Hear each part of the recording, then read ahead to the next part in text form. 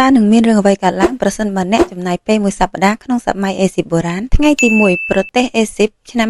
2500មុនគ្រិស្តសករាជអ្នកភ្ញាក់ឡើងក្រោមពន្លឺថ្ងៃដ៏ក្តៅហែងភារកិច្ចរបស់អ្នកគឺសាងសង់ពីរ៉ាមីតប្រាក់កម្រៃគឺនំប៉័ងមួយដុំក្នុងមួយថ្ងៃការងារចាប់ផ្ដើមនៅពេលព្រឹកព្រលឹមក្នុងកន្លែងយកថ្ម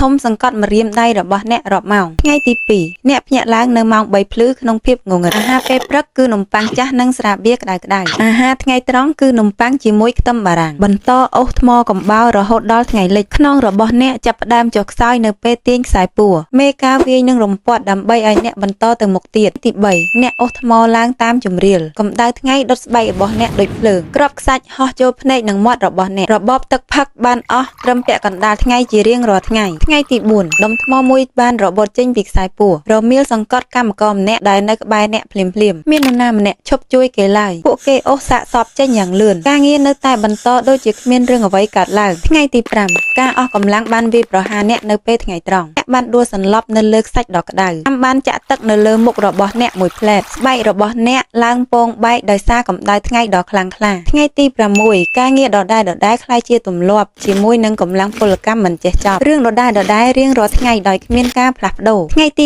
7រាងកាយរបស់អ្នកចុងក្រោយបានចុះចាញ់ទាំងស្រុងការខ្វះជាតិទឹកធ្វើឲ្យសរីរាង្គរបស់អ្នកឈប់ដំណើរការម្ដងមួយអ្នកបានដួលស្លាប់ហើយពួកគេទុកអ្នកចោលនៅលើវាលខ្សាច់ខណៈដែលសត្វថ្មាត់ចាប់ផ្ដើមហោះក្រឡឹង